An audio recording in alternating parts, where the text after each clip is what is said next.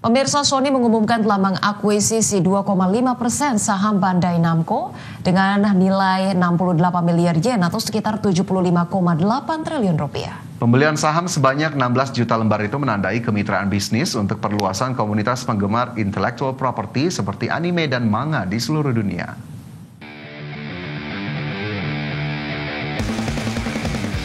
Sony baru saja mengumumkan langkah besar di ranah industri hiburan dengan mengakuisisi 16 juta saham Bandai Namco senilai sekitar 68 miliar yen atau setara 75,8 triliun rupiah.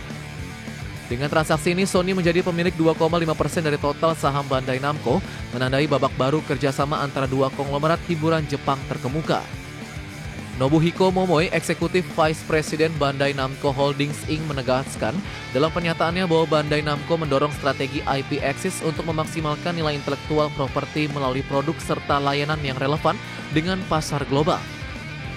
Kolaborasi ini diyakini dapat menghadirkan inovasi hiburan baru dengan menggabungkan kekuatan dan teknologi Sony bersama strategi IP Bandai Namco.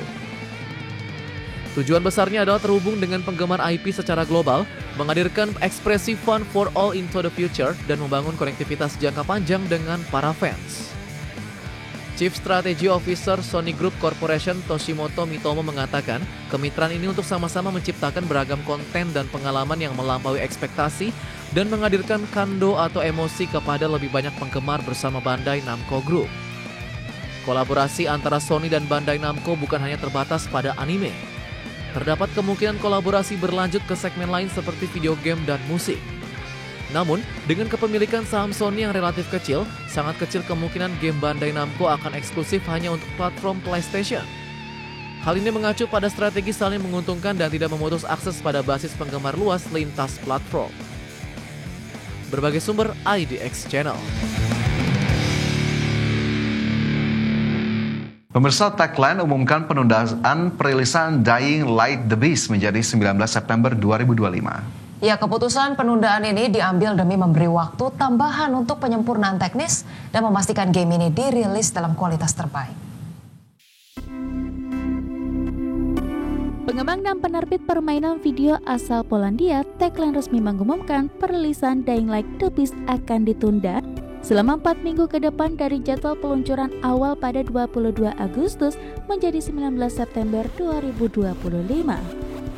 Dalam pengumuman di situs resminya, pengembang mengungkapkan keputusan penundaan ini diambil demi memberi waktu tambahan untuk penyempurnaan teknis dan memastikan game ini dirilis dalam kualitas terbaik. Tim pengembang juga mengungkapkan rasa terima kasih atas antusiasme luar biasa dari komunitas. Lebih dari 150 ulasan pratinjau yang dirilis oleh jurnalis dan kreator konten menunjukkan respon positif, menyebut game ini sebagai survival horror yang bikin tegang, bahkan game unggulan tahun 2025.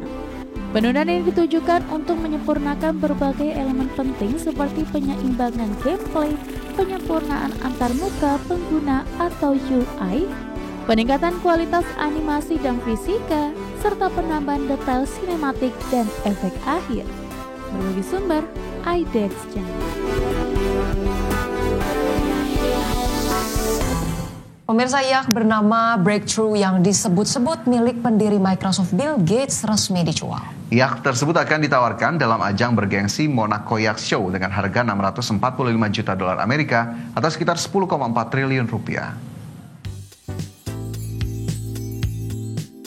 Sebuah kapal super mewah sepanjang 118,8 meter yang dijuluki sebagai yacht paling luar biasa yang pernah dibuat dan disebut-sebut milik pendiri Microsoft Bill Gates kini resmi dijual untuk pertama kalinya.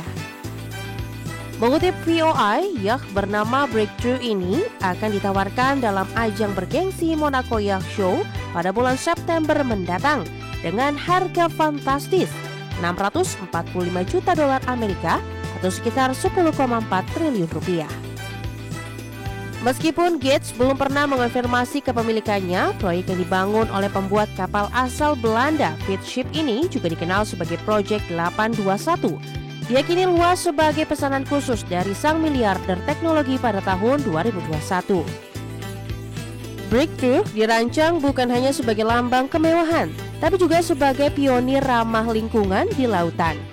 Yacht kini merupakan kapal pertama di dunia yang sepenuhnya bertenaga sel bahan bakar hidrogen cair, menjadikannya super yacht net zero atau tanpa emisi karbon.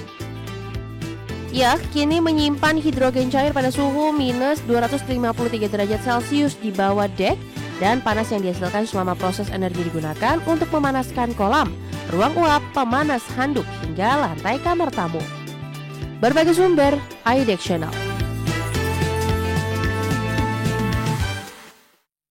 Otomotif Jerman Volkswagen memangkas proyeksi penjualan dari margin laba operasional untuk tahun 2025, di mana langkah ini menjadi yang pertama kalinya dilakukan oleh perusahaan akibat dampak perang dagang dan tarif impor Amerika Serikat. Pabrikan otomotif Jerman Volkswagen memangkas proyeksi penjualan dan margin laba operasional untuk tahun 2025 setelah membukukan kerugian sebesar 1,3 miliar euro akibat tarif impor. Langkah ini merupakan pertama kalinya dilakukan perusahaan secara terbuka akibat dampak perang dagang yang dipicu Presiden Amerika Serikat Donald Trump. Saat ini Volkswagen memproyeksikan margin laba operasional berada di kisaran 4-5% atau jauh lebih rendah dibandingkan proyeksi sebelumnya yang berada di rentang 5,5 hingga 6,5%. Tidak hanya itu, target pertumbuhan penjualan yang semula dipatok naik hingga 5% ikut diturunkan menjadi stagnan alias setara dengan tahun sebelumnya. Sebelumnya Volkswagen bersama produsen mobil Eropa lainnya tengah mendesak negosiator Uni Eropa untuk mencapai kesepakatan pengurangan tarif 25% yang berlaku sejak April 2025. Di mana diplomasi Eropa tengah mengarah pada konsensus tarif 15% guna menghindari kenaikan lebih lanjut menjadi 30% mulai 1 Agustus mendatang. Pada kuartal 2 lalu, Volkswagen melaporkan laba operasional sebesar 3,8 miliar euro atau turun sekitar 29% secara tahunan yang disebabkan kombinasi tarif, biaya restrukturisasi, serta peningkatan penjualan mobil listrik bermargin rendah.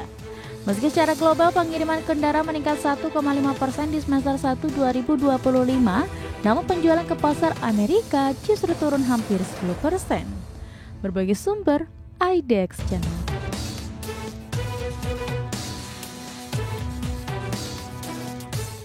Pemirsa, revolusi transportasi publik berkelanjutan semakin nyata di Eropa. Ya, Daimler Buses membawa terobosan peluncuran perdana Mercedes-Benz Einturo, bus full elektrik antar kota pertama miliknya.